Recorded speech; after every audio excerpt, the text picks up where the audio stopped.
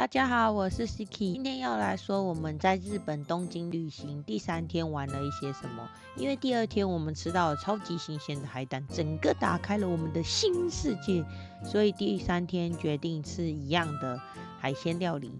我们临时决定再冲一次主题。我们先入住了新宿的爱旅酒店放行李。对了，如果寄放行李的话，忽然的日语小教室，我想要借放行李。荷物を預かってもいいですか？来，跟我一起念一遍。荷物を預かってもいいですか？走出门的时候看到一个新宿眼科画廊，究竟是看眼科还是画廊？我在前面想了很久，单看一堆箱子，觉得应该是画廊吧。回到直冲竹地，当时的网路限制很多，我们常要打开 WiFi 机才能查东西，加上不懂日语，根本不知道竹地整个区域都没有开，它有1天的休假，只有一些边缘的店家有开，毕竟都已经花了交通费到那边了，所以我们进去这间虎藏之后，吃了一个一团糊的海胆料理。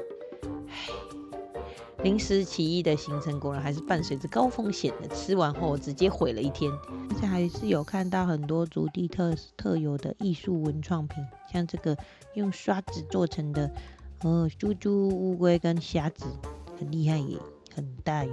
还有看到猫汤作者画的海报。我一直兴起一种想要坐计程车到别的景点的想法。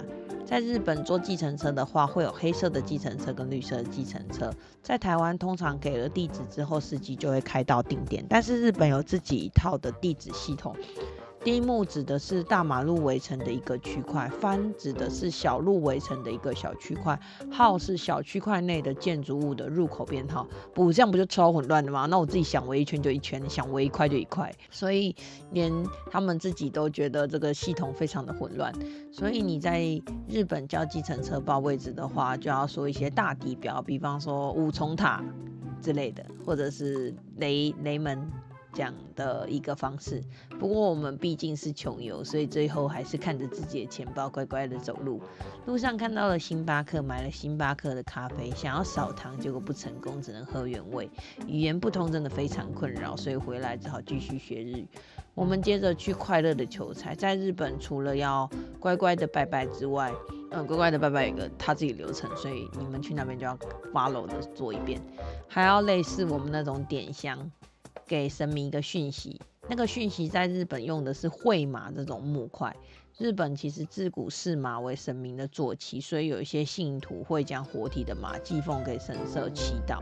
可是因为神社方面的马匹需要活动的空间、饲养费用，所以信众碍于马匹的价格变贵，所以渐渐发展成木马、土马、纸马等非真的马的东西，然后最后发展成在木板上绘画马匹，称为绘。因为马是载神明的东西嘛，所以大家会把愿望写在上面。当时的我觉得买回家挂其实比较可爱，所以没有跟神明求什么留在那里。我们全程走路的下场就是基本上可以坐下就会努力坐下休息。我们走累就吃晚餐，晚餐吃的是博多天神，肉真的算蛮多的，以日本来说，然后汤头也很浓郁。吃完之后我们就去猫咪咖啡厅，进去后什么品种都有，当然什么人类都有，上班族啊，可爱的妹子。唯一一样的事情就是大家都很安静，很有秩序。在那个咖啡厅里面，我们一直在看一个腿很短的黑白猫，然后我们一直用氪金战士之力让猫咪爱上我们的金钱的味道。那个1小碗的那个肉条啊，肉丝就要500块钱，可是你可以得到猫咪的爱情，多么的短暂，大概5到10分钟吧。然后很多大叔看杂志，猫咪就会直接坐上去，但他们都很爽，里面蛮放松的。